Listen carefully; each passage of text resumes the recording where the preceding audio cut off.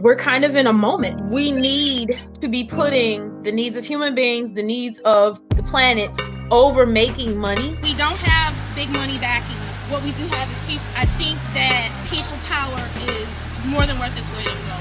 Police brutality is a problem, and we must be proactive in the way that we deal with it. Right. Yes.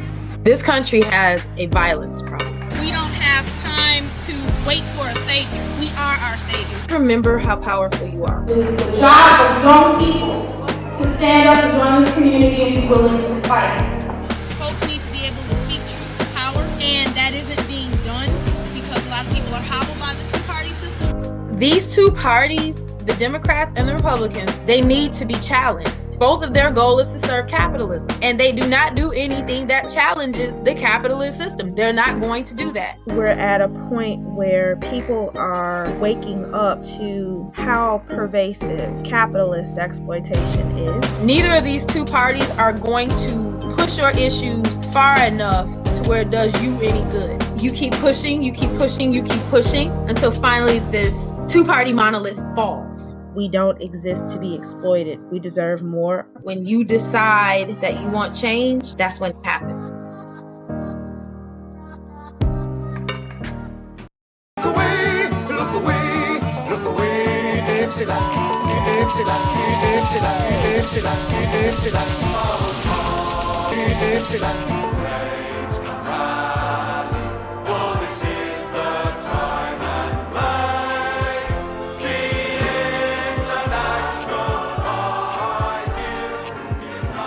All right, y'all. Thank you for tuning in to Dixieland of the Proletariat. We're going to talk about Southern working class history and current events through a leftist perspective.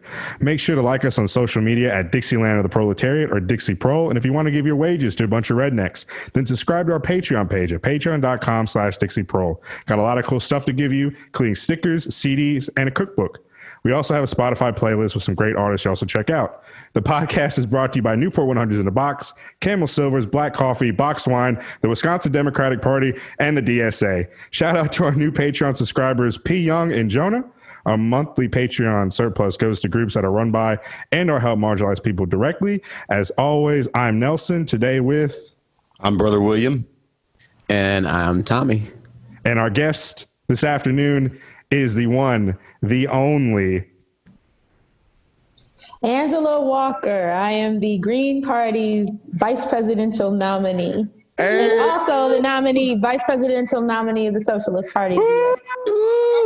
All right. Fuck yeah. All right. Andrew, the first question I have right off the bat is, how are you doing today? That's the most important thing. How are you holding up? I'm doing. I mean, I'm optimistic. I'm feeling really defiant.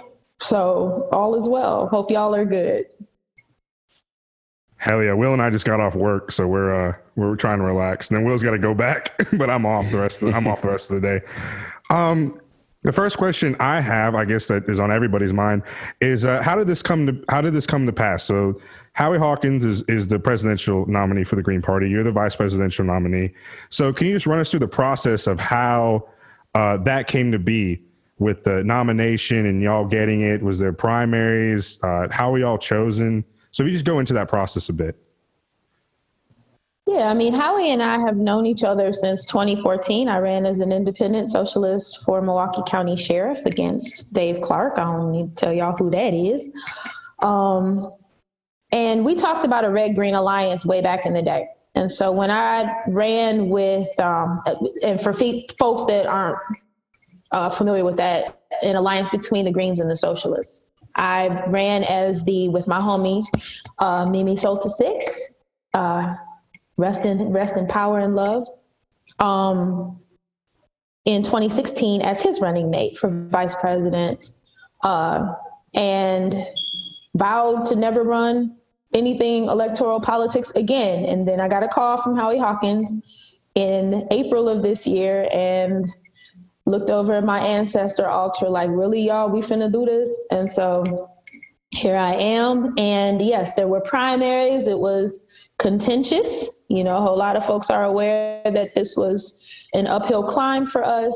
And it still is, but, you know, we have a platform that is exactly what this populace needs right now, and we standing on that. Hell yeah. Can you go more into the red-green alliance? Because I used to be in Socialist Party USA. I know a lot of people in there. I love my comrades. But like the Green Party is obviously a separate party, and then the Socialist Party USA is a separate party. So how did this coalition, this green-red coalition, come about? I guess there had to be some working between the two parties. And was everybody involved, on board, or was there some controversy? Oh, it's still controversy. I had somebody come to me all the way sideways on my Twitter the other day about this.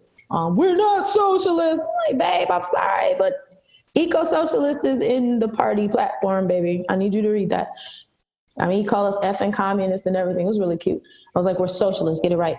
But we talked about, years ago, it was, we had a discussion. There is a natural synergy between advocating, calling out communism for its exploitation of human life, and also linking that exploitation under capitalism to the destruction of this planet, or attempted destruction of this planet, and the exploitation of this planet, her non-human life, and her resources.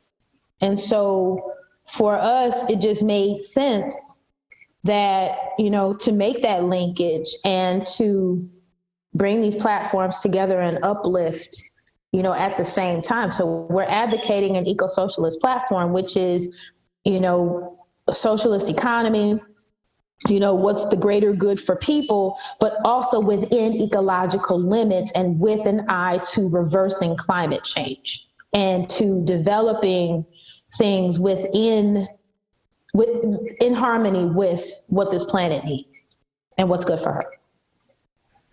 And I think everybody should be down with that after what we're witnessing in the Pacific Northwest with all those wildfires, and how just that's so dry, it spread like a wildfire, and how devastating. We've all seen the pictures. It's like red skies, orange skies. It looks like Blade Runner.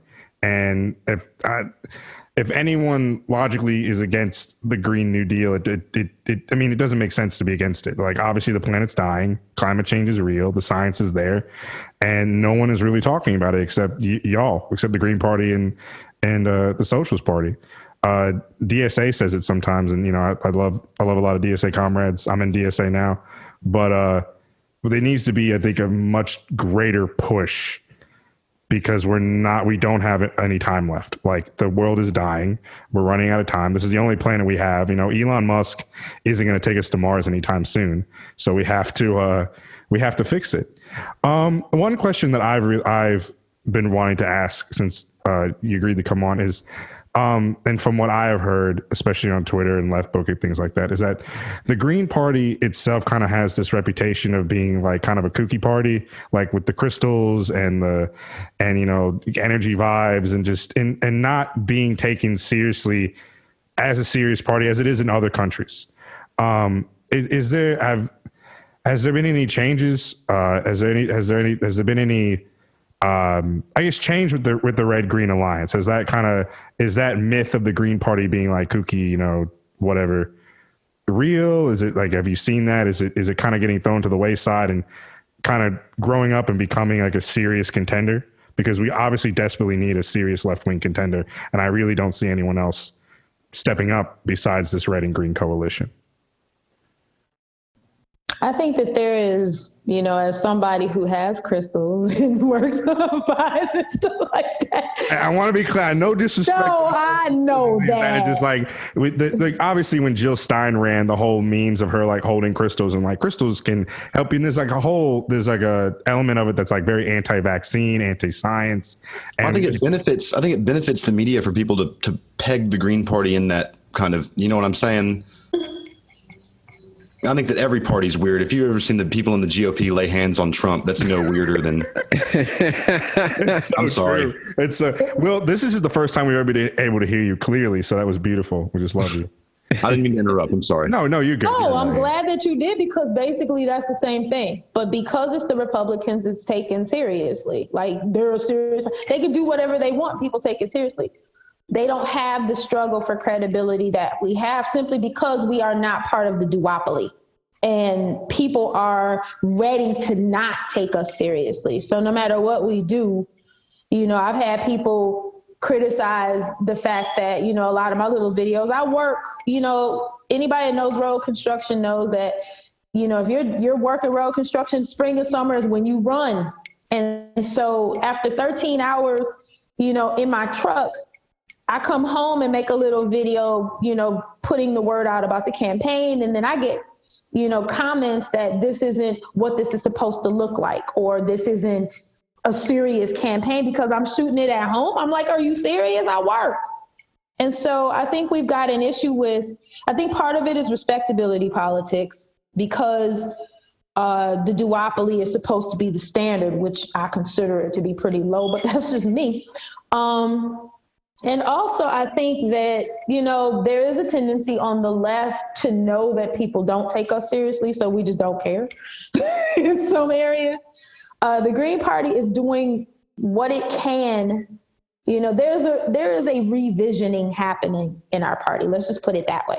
There is that tendency to kind of slide because, oh, well, we're left and you know, no one takes it seriously anyway. We're trying to uproot that and deal with that, because we are a serious party. No one else, as you said, no one else is putting out the issues that we are putting out.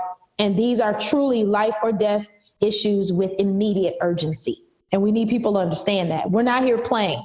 And this isn't a symbolic run like, okay, we just want 5%. No, baby, I want to win. I want to win. I want to uproot this system, burn it, and start over. That is what I want.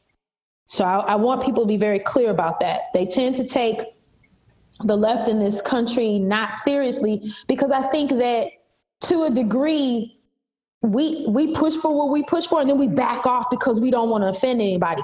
I don't give a damn about nobody's comfort. The West is on fire. The Arctic is on fire. Black people are still being lynched in the streets. Indigenous people are still being deprived of their land. And we got concentration camps with Latinx folks in this country. We have a problem now. It needs to be handled now. And nobody is dealing with that but us. I want you to fucking win so goddamn badly.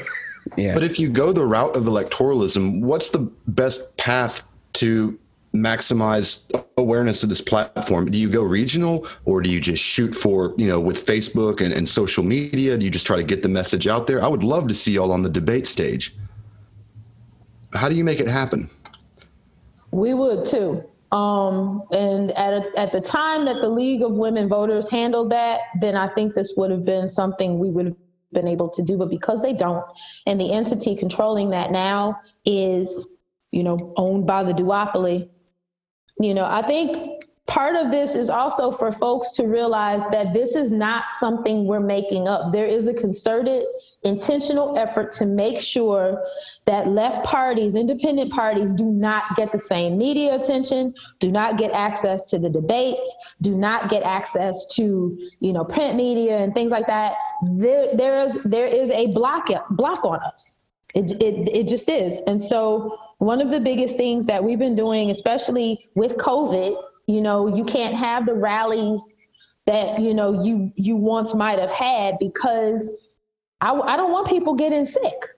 And so, you know, we have to get creative. We've been having to get real flexible and be real creative with, like you mentioned, social media, like getting it out on Twitter, pushing out policy is one thing I think we've been very consistent with, is like making sure people know what our policies are.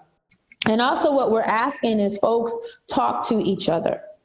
If you support this party, you support this platform, tell people why you do. Why does this mean something to you? What part about this platform and these policies are closest to your heart, and why is that? Have conversations, because I think that coming from person to person, I can tell you one thing: people are not going to believe me as the way that they will you, because I'm running for office. And so it doesn't have the power coming from me that it does you. And we also do a live stream every Tuesday night on Facebook, and I think it goes through Twitch and YouTube, where folks can tune in and ask us questions. And we may not get to every question, but I read the chat, so I know who's in the room. And, you know, just getting out the word any way that you can. And right now, social media is the most available, easily available platform to reach the most amount of people that we have. That's why I think social media definitely plays a big role, because people say like it's the devil, and obviously it has its bad tendencies. But I think that social media definitely helps smaller campaigns and definitely helps independent artists and independent politicians and things like that really to come to the forefront, because as you said, you're not going to go on MSNBC, you're not going to go on Fox, and see like the Green Party. You're not going to go on CNN, you're not going to see any of this stuff, NPR, any of them. You're not going to see them on, you'll see them on independent podcasts, but you're not going to see them on the big news. So yeah, I mean, I follow y'all on Twitter and Facebook and all the good social media, and I've seen the posts, and I've tried to share as much as I can. And obviously we have you on because we want our audience to hear your platform. But you said, flowing into what you just said about talking to people, this is the $64,000 question. And this is what I hear all the time from liberals. And we probably all know what I'm going to say. And is that when the second I say, oh yeah, I'm going to vote for the Green Party, the first thing out of their mouths are, well, that's just a vote for Trump. Well, you're voting for Trump at that point. If you vote for a third party, you're voting for Trump. And I want to be like, no, I'm voting for Howie Hawkins and Angela Walker. I'm not voting for Donald fucking Trump.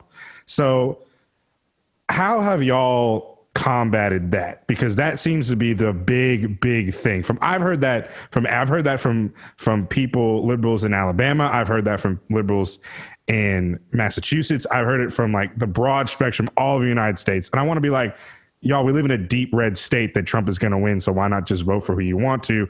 Or like someone who lives in a deep blue state, I'm like, oh, you live in a deep blue state. Like Biden's obviously going to win. Like what's going to hurt if a few of y'all vote for the Green Party just to help them get to that 5%? So that is the answer to the question I want to hear is from you. Like, what do y'all do to combat that? Because that seems to be the biggest. I want to rip my ears off when I hear it from liberals. So like, how do y'all combat that notion that a vote for the Green Party is inevitably a vote for Trump? If I had $1 for every liberal that made that their front line of anything, well, and I'm like, don't y'all have anything else you can say? Like, this is tired. Try something else. A vote for the Green Party is a vote for the Green Party. I mean, we have a meme that has 3 little buckets, a red one, a blue one, and a green one. Somebody got real upset about being tagged in that yesterday. They're like, this is insulting. Like, but you understood it, didn't you? But if you put your check in the red bucket, that's where it goes. Put your check in the blue bucket, that's where it goes. If you put your check in the green bucket, that's where it goes. It's that simple. And we also argue that if you are someone who is a progressive, someone who is a leftist, someone who wants Medicare for all, someone who wants housing for all, someone who wants marijuana decrim and legalization, sex work decrim and legalization, why would you vote for a platform that has said it will not give you any of those things? It makes no sense. They're not going to know, and I'm quoting Howie on this, they're not going to know that you are a leftist or a progressive if you vote one way or the other. They will know they have you. Howie calls that getting lost in the sauce. And he's like, vote what why get lost in the sauce of what you don't want? Vote for what you do want. Stand on those principles, because once they have your vote is your leverage. Your vote is your vote. Your vote is your voice. And why vote for a platform that has said from the outset, going in, they're not going to give you what you want because it's not even in their platform. So why would you support it? It makes no sense. No one is helping Trump but the people who elect him. No one is helping Biden but the people who elect him. It's that simple. We on the left who are independent voters, we are not responsible for what happens to the Democrats or the Republicans. My problem with the Democrats is if you are so, and I've said this ad nauseum, particularly this weekend, but I've been saying it for the last 5 years. If you are so dead set on getting your candidates elected, these unpalatable, unlikable, unsellable candidates, then get on the phones and get off of our Twitter, get off of our Facebook, quit harassing our people, because we know where we at and you're not going to move us. Go round up that 100 million that did not show up in 2016. Go sell them on why they should vote for your candidate. Stop using your time on us because we're not listening to you. Go get those voters who did not show up. A vote for the Green Party is a vote for the Green Party. It is that simple. And I found it's always the people who are like, man, I hate the two-party system. And then they're like, well, why don't you vote for the Green Party? Like, oh no, it's a vote for Trump. And it's like, if you can't break that duopoly of the two-party system until, like we've said, like you have to get 5% nationally of the poll at that in order to get funding. And if you get that in the election, then you get federal recognition and et cetera. That's this, that, and third. And it's obviously makes that hard for a reason because we don't want more than two parties. They only want two parties. I don't even know where I was going with that, but yeah, that was exactly, I agree 100%. I think that a lot of liberals that say that are the same liberals that hold up those stupid signs are like, if Hillary would have won, we'd be at brunch right now. And they don't get the problem. They don't get that, like, we just want things to go back to normal. Things are not going to go back to normal. Things are going to get worse.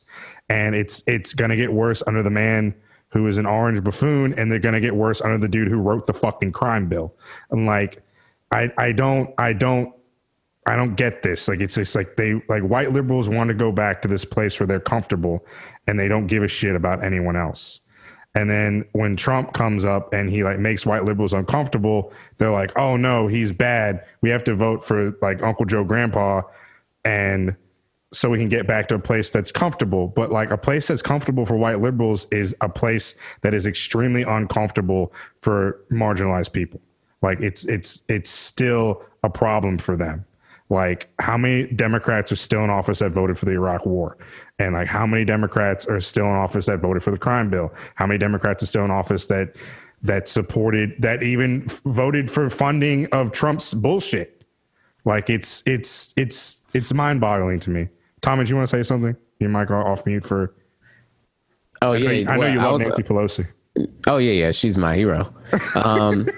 No, I was gonna let you finish your point. I mean, I agree with everything you said. Like, people want to go back to normal, but what's normal for you and what was normal back then is not necessarily good or great, and hasn't been for Black people ever in this country. But I did, before we ran out of time, because I feel like this may take up a good chunk of our time, I did want to talk about what's going on in Wisconsin and other states trying to take you guys, off the ballots, and how is that process working and what are they doing? And if other states are like following the same suit. We're fighting this battle in both Wisconsin. Well, we're fighting it in Texas too. Texas is trying to push us off the ballot. Fighting it in Pennsylvania, where we had been pushed off the ballot. Howie was put back on the ballot. I am not. Yeah, figure that one out. And the Democrats are now challenging to get him pushed off again. And in Wisconsin, we are suing. We took it to the Wisconsin Supreme Court. We are suing to be put on the ballot. We have more than enough signatures. The issue came when I moved literally 4 miles from where I used to live to where I currently live, 4 miles. And some of the petitions, folks had started petitioning before, and it had my address on it before June 1st. Okay, fine. That's where I was. After June 1st, I was here. And so, when we found that out, I was like, wait a minute. Okay, we immediately called, let's contact the Secretary of State and find out what we need to do about this. We were given 3 different sets of instructions. We complied with everything. And the Declaration of Candidacy, which I have a picture of, that has my current address on it, was what was submitted with the petitions. The Democrats challenged it. They were deadlocked with the Republicans saying, put us on the ballot. Yeah. These are the people, I have a history of activism in Wisconsin. So, these folks, from what I understand, I haven't watched the video from that hearing, but we have it. They were the ones that stood, oh yes, we know exactly who Angela Walker is. And she did this and she did that. And it was my understanding that the Democrats acted like they had no idea who I was, which I don't even know what to do with that. But long story short, we are currently fighting. It has made national news that the state of, the Supreme Court has called a halt on issuing absentee ballots until this is resolved. It's messier by the moment. Hopefully, long story short, this will be resolved by the beginning of the week. They are supposed to, from my understanding, should be ruling on this by Tuesday. No later than Tuesday of this week. So, but the spin that the Democrats are putting on it is that, look at the Green Party, they're holding up democracy. You're not going to get your absentee ballot because of them. And it's like, no, that wasn't the diplomatic me. That's the 19th and Keith me. I mean, the 19th and Keith me is what I want in the White House. Yeah. That's what y'all just heard. Like, bring it. But I want you to tell the Senate to shut the fuck up. Believe it. But the long story short is, what they're saying is it's the Green Party's fault. And it's like, no, this is solidly on the Democratic Party in every way that they're doing this, because these are frivolous challenges. And if you were truly pro-democracy, you would not try to push us off the ballot. You would give people the right. Over 6,000 people in Wisconsin signed those petitions saying, let us have this choice. How dare you try to invalidate their choice with the assumption that they're going to bring those votes to you? It's short-sighted. You're not playing a long game. You're not playing this intelligently. And it's going to, one way or the other, no matter what the Supreme Court rules, people will now understand that the Democrats are operating in the same place and in the same way that as their opposition. And they're making the same. I'm sorry, Tommy, go ahead. Well, I was going to say, I think they're playing, like you said, they're playing the game wrong, because this is going to have, I believe, a Streisand effect where it's going to draw people more to what you're saying, and it's going to give you more awareness by putting you in national media. And I think people are more likely to say, oh, who is this Green Party? Let me look it up. And then they realize and they see the situation for what it is. And hopefully this will turn into a positive and draw more people towards your initiative. I see the Democratic Party making the same mistakes again that they made in 2016. They thought they had it. They thought they had it in the bag. They were like, oh, the polls say that, Hillary's going to win. I heard some ridiculous thing. I think it was Michael Moore even brought it up. He said, he went to try and find Hillary signs for Michigan and in Flint, et cetera. And the Democratic Party there said that they didn't have any signs to give out because they didn't want to make Trump voters mad and get them riled up to vote for Trump. And I'm just like, you never even went to Michigan. Exactly. It makes no fucking sense. It's happening again, I'm telling you. And Tommy's right. That Streisand effect is real. The people know that the DNC screwed over Bernie two times, right? Yep. Knowing that, anything that the DNC does will be looked at with such scrutiny. Any Democratic, state party is going to be looked at with such scrutiny now that it will drive people to look up the Green Party, to take them more seriously. I feel, hopefully. And I think what you said was right. It was like the Democratic Party cares more about slandering y'all and getting y'all off the ballot than they care about getting how many millions of people didn't vote last go around. Like, if the DNC should be like, who's the Green? Like, I know this is horrible, but the DNC, you think, would be like, who's the Green Party? We don't care. Let them be on the ballot. We're the best. Like, we're the left opposition. Look at me. And they should be like, yeah, fine, cool, democracy. But they're not. They're scared of you. They're scared of y'all for some reason. And it doesn't make any sense, because they should be scared of Trump getting reelected. And that should be if that's their thing, they're like, we don't want Trump to get reelected. Let's prop up Joe Biden on some strings and have him whatever. But they don't. It's mind boggling. Like, it doesn't make any fucking sense. It's because deep in their hearts, and even the polling shows it, that most of America is far left of the current Democratic Party.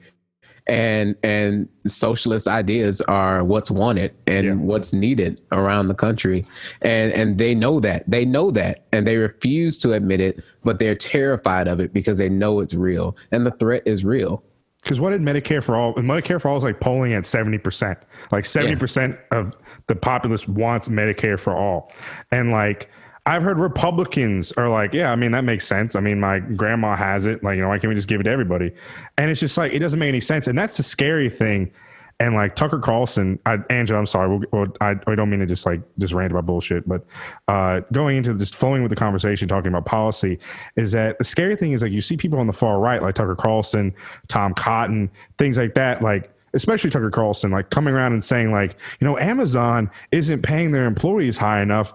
And like, we're having to subsidize them through welfare. Why is Bernie the only one talking about it?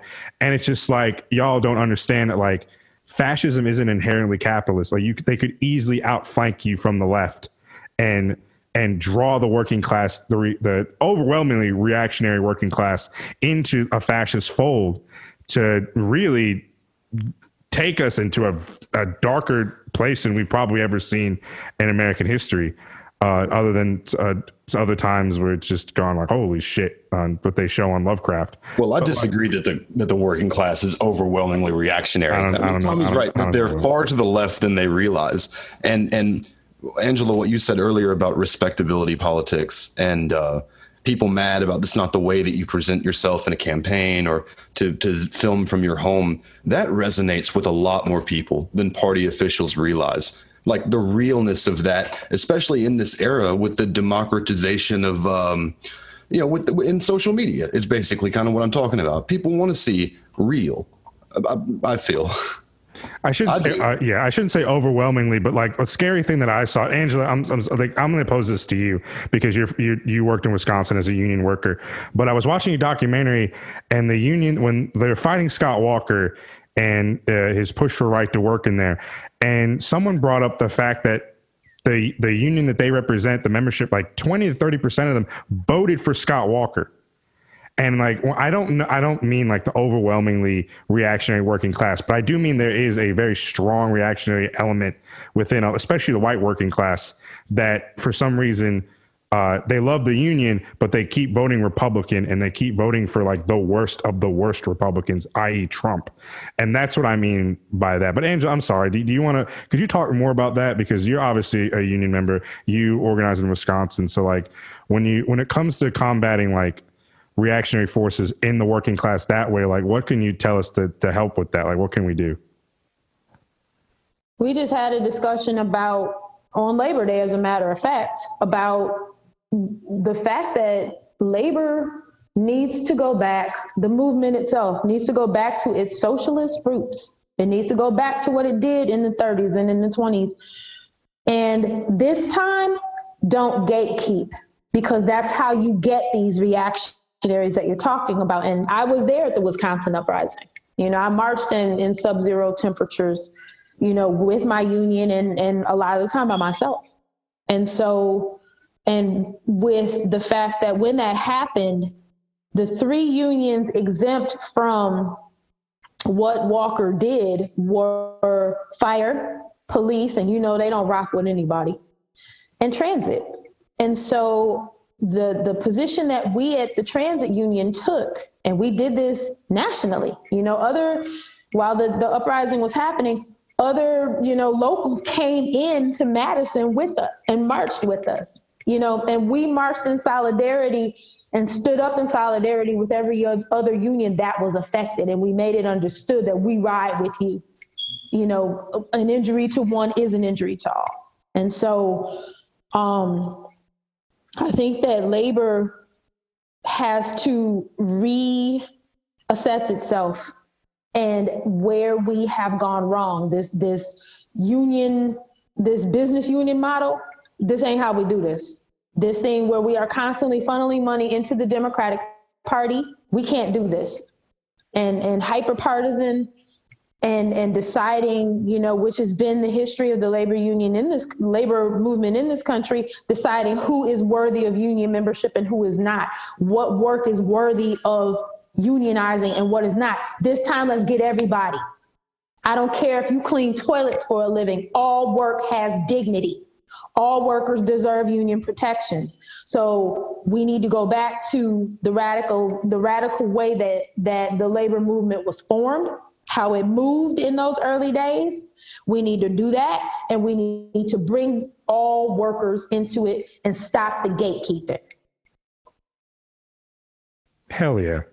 That's why I like the IWW's platform and industrial unions over trade unions, because we need one big industrial union to look out for all workers, and all workers can be members of. One thing I never hear obviously Republicans are not going to say it, but another thing that the Democrats never really talk about, and I've talked about it on the show, is that I think one of the things that needs to be looked at specifically in the labor movement is the 1947 Taft-Hartley Act, because that really gutted unions and allowed for right to work laws and allowed for these things to come in to just really and a few decades after that, gut the union movement under Reagan. So I really like, that's what I respect from like a lot, like the left wing movements and like the trade unionists that understand, is that act needs to go. And until that act goes, I really think the labor movement is kneecapped, and it will never progress to what it used to be.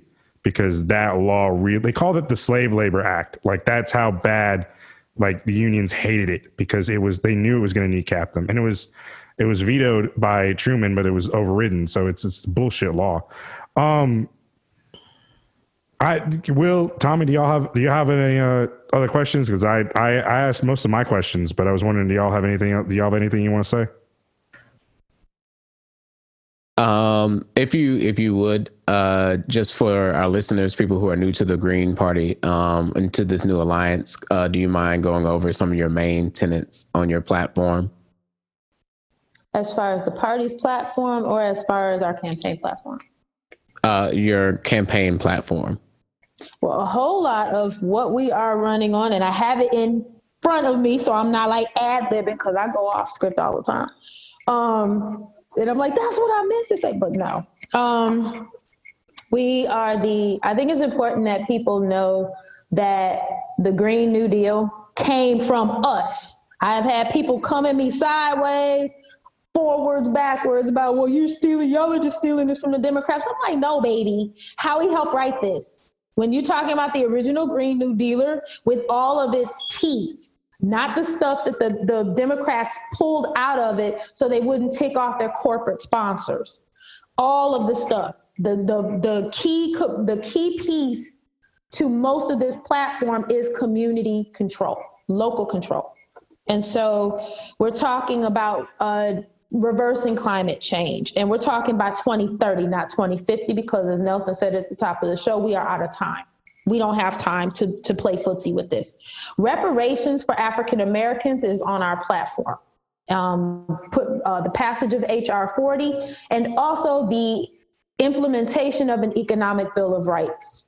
The ending of the drug war, community control of the police, decriminalize, legalize marijuana and sex work, decriminalize harder drugs, and treat substance use in the same way that you do. It's a medical issue and it is not a criminal issue.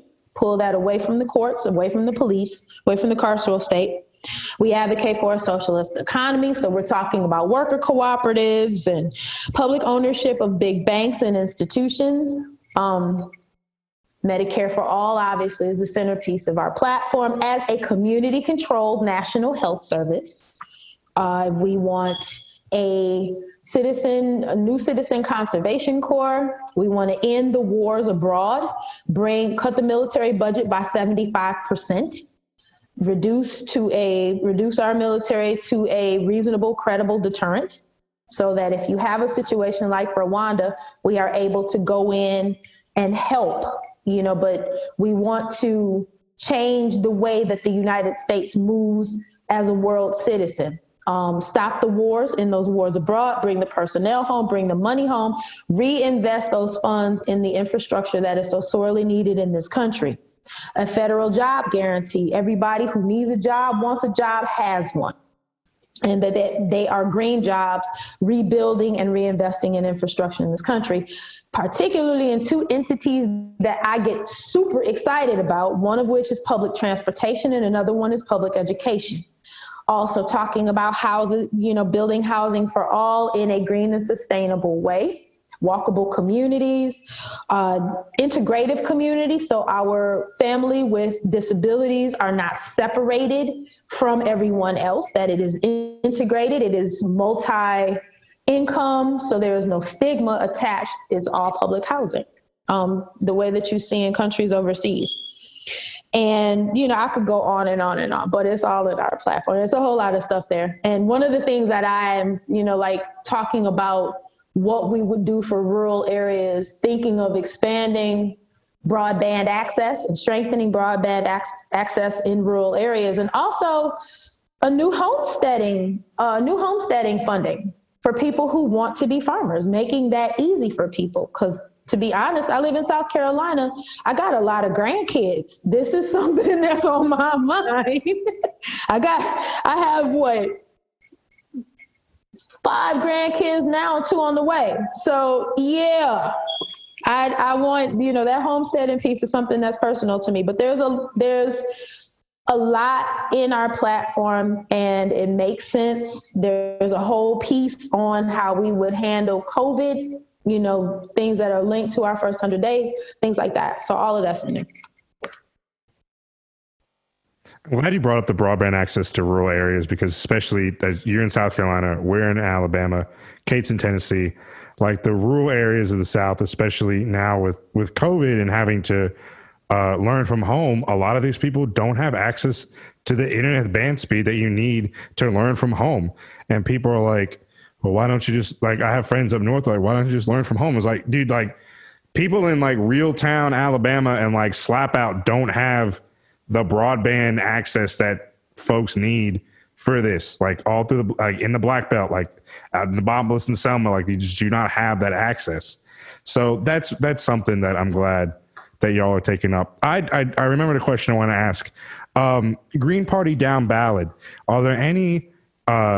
So obviously we have the presidential and vice presidential ticket, right? So, but is there any other members of the Green Party or the Socialist Party that are running for Senate or House of Representatives or anything going down ballot? Could you talk about that?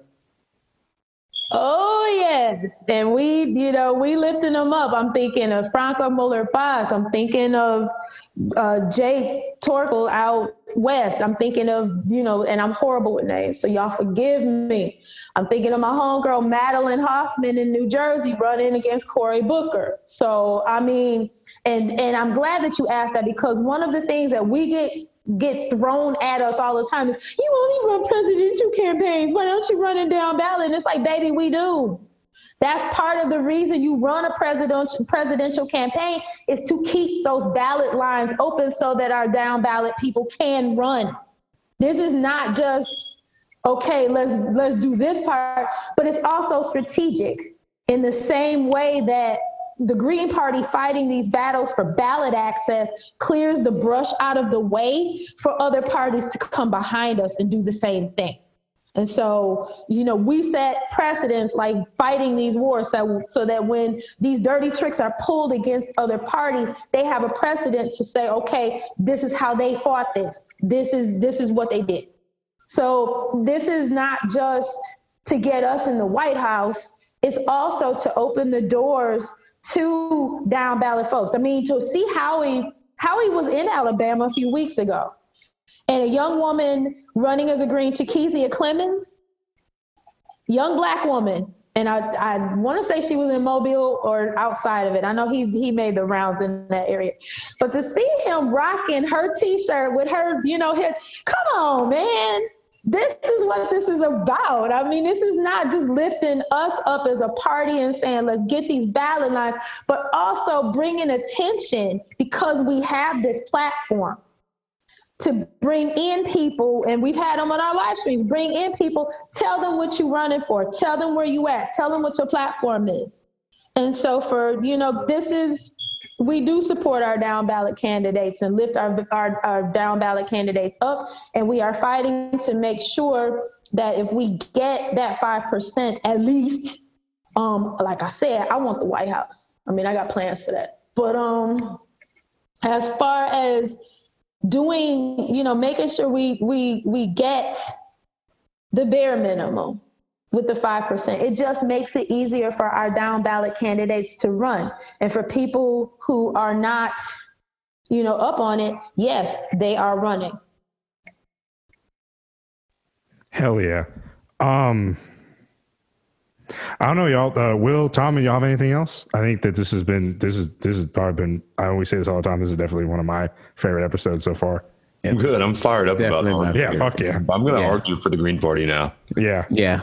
Oh, dude, y'all have Will arguing for you. Y'all are set. This dude will argue fucking anything.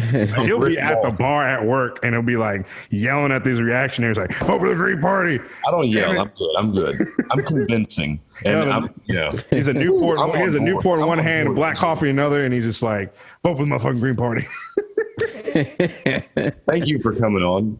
This has been awesome. Yes. Thank you so much, Angela.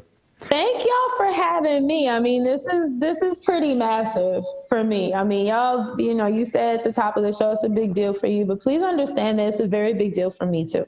Hell yeah. Thank you. Thank you so much. Real quick, before we sign off, I do the outro. Where can our listeners find you, find Howie, find the platform? You want to plug any social media or plug anything that you want to plug? This is definitely the time. So what all do you have for us? Our website is www.howiehawkins.us.